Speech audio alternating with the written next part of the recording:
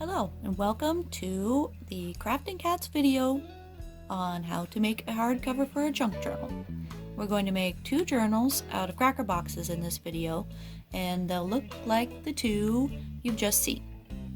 So we'll be using two cracker boxes per cover, and we'll need some scissors, some glue, a paintbrush for spreading the glue, and some pattern paper and printed fabric to finish the outsides of our covers and make them pretty. First, we're just going to cut lengthwise down the narrow side panel of our first box to open it up and lay it flat. We want to cut the side panel where the box is glued together so it won't be lumpy on the binding later. Then we need to trim off the outside corners so they won't overlap when they're folded down later. We cut them pretty far back, but we don't want to cut off the point of the larger front or back panels of the box, as these will be the corners of our finished cover. Also, we want to take off any box glue we find on the flaps so they'll lay nice and flat later. We're going to check all the flaps to make sure they don't overlap and then trim them off if they do. Now we fold the box so the flaps for the large front panel and the narrow side panel match up, and we trim them off at an angle top and bottom.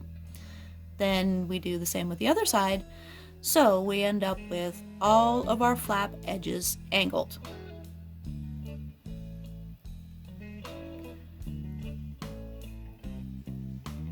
The second box is simpler because all we do is just lay it flat and cut off the folds on the left and right edges.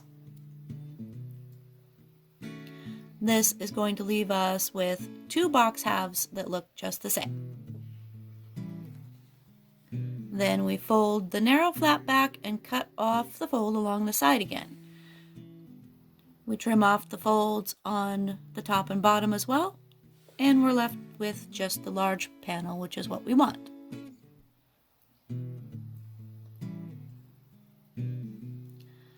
Next, we're going to cut the folds off top and bottom of the narrow side panel, and then we'll repeat the process with the other half of our box to make 3 flat panels in the end, setting aside the last narrow panel to use on another cover later if we need it.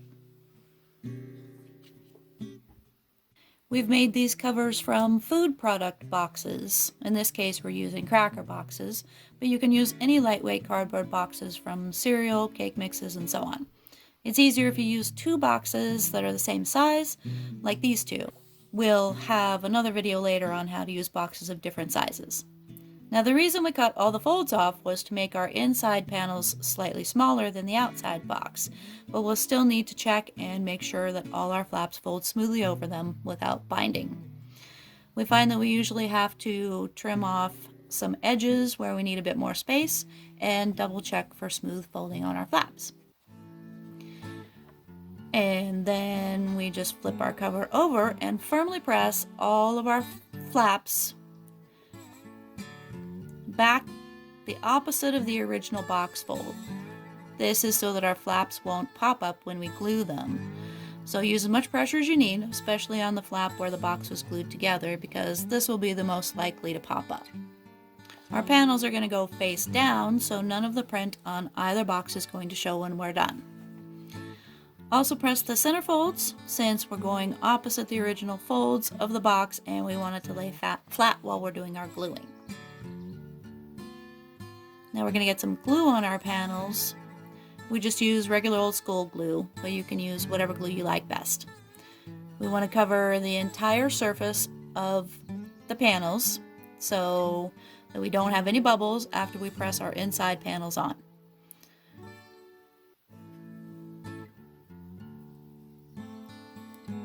Press them down firmly and make sure they're nice and smooth. Again, we want to double check to make sure that all of our flaps fold nicely without binding over our glued panels. And then we're going to get some glue on our flaps as well, carefully spreading it out to all the edges and into all the corners.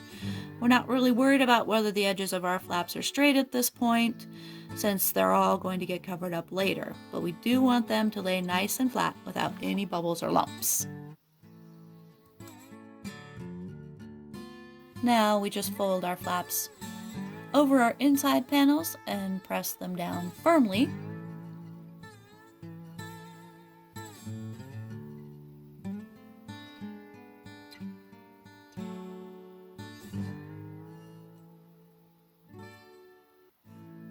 And that's our basic journal cover.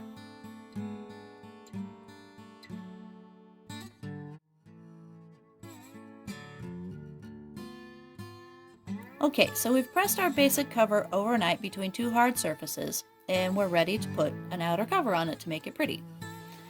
We've cut down two 12 by 12 inch pieces of patterned paper because one piece isn't wide enough to do the whole cover, and we're just going to figure out where we want to place the images, remembering that we'll need at least 1.5 inches on all the outside edges for folding over and gluing securely. Again, we want to cover the entire contact surface for the front paper, plus the spine and a good inch of the back cover when we apply the glue, so that we won't have any bubbles under our paper when it dries. This is where we want to take extra care with spreading, since it's what will be visible on the outside of our finished cover. Then we place our pattern paper so that it's at the center of the spine of the cover and press it down firmly until it's smooth.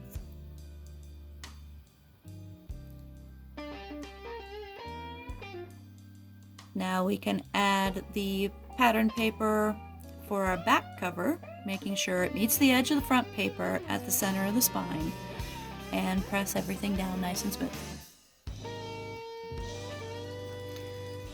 We've got a bit too much paper at the top, so we're just going to trim that off a little closer to our cover.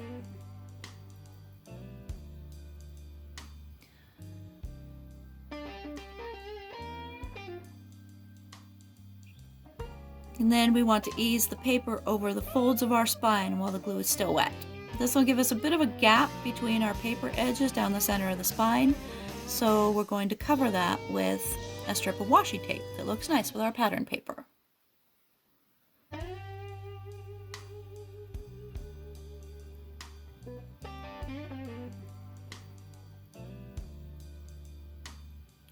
Now we want to glue the rest of the back paper, being extra careful not to have any lumps or gaps in our glue.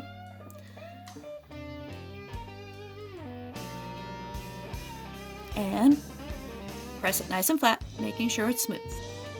Now we need to trim off the corners to reduce the bulk of the paper, leaving just enough at each point to ease over the corners of the cover. And our last cuts for the cover are the V cuts down just to the folds of our spine on both the top and the bottom.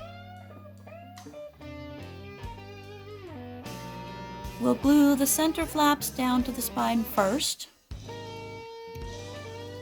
making sure our glue is nice and smooth.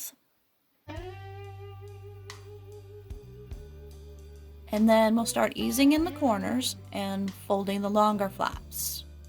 We want to make sure the paper goes over the corners first, then tuck the top and bottom flaps under the edge flap and give a nice fold to both ends of the edge flap.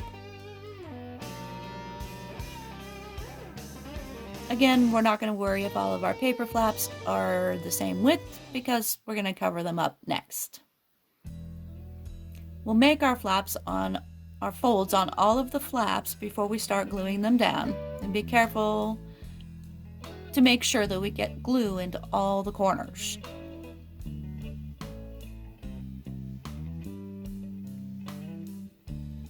Spread the glue all the way to your edges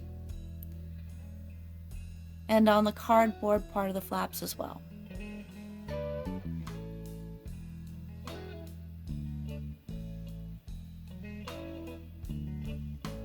We can also add a bit more glue to any spots that aren't stuck down well enough and make sure it looks nice and smooth in the end. So we want to cut some fabric for the inside of our cover. So we'll just lay it out and find the best edges to fit our cover. Then we'll mark with the scissors where we want to cut it. We chose sort of a stretchy fabric, so it's a little hard to handle. but it does have nice straight weave lines, so it'll be easy to make our cuts straight.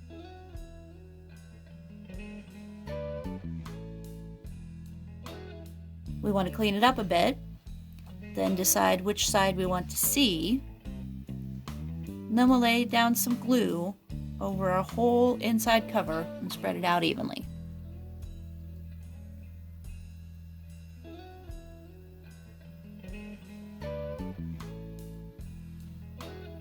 Now, fabric is a bit more forgiving than paper, so we can make adjustments to it more easily than we could with paper. When we get it where we want it, we need to press it down into the folds of our spine as well. And then we can ease it into place by folding it.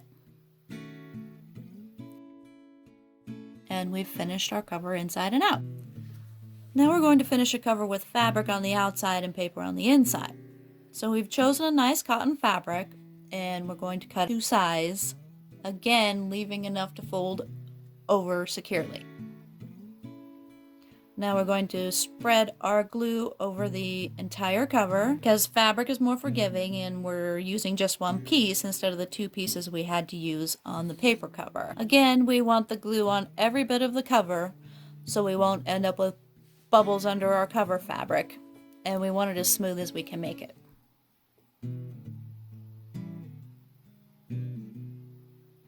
We're folding the fabric in half just because it's easier to work on half of the cover at a time, so we don't have to do as much adjusting.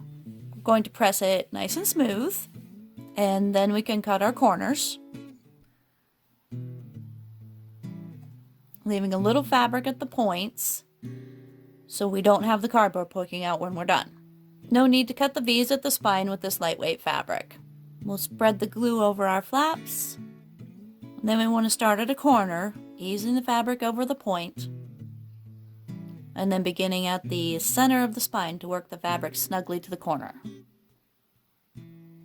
We'll do the top and bottom flaps, and then we'll want to add a bit of glue over the folded ends of those long flaps before we finish the edge flaps. This is where we want to check our corners for nice clean tucks.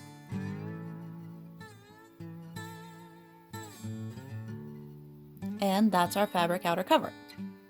So now we want to do the inner cover of this one with pattern paper, but again a 12 by 12 inch square isn't wide enough, so we're going to mark our height and use the convenient dot pattern to cut a straight line.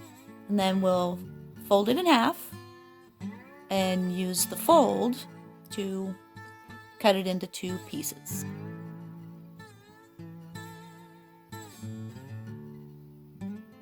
Then we'll spread our glue.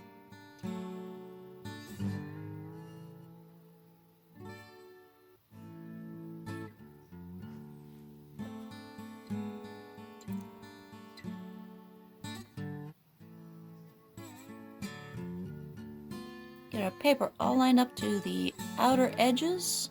Give ourselves a nice even border around all the outside edges. And then tuck the paper into the folds of the binding and ease it in by folding them. Now we're going to use a narrow strip of our cover fabric to cover over our overlap. So we'll cut it knowing we want it to be just a bit longer than our paper inside cover. Spread our glue nice and smooth.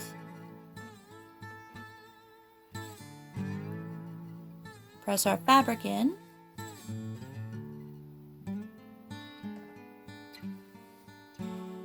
Touching up the edges where we might need more glue.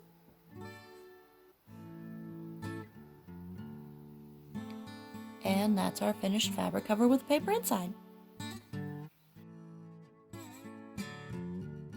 Thanks for watching, and we'll see you next time.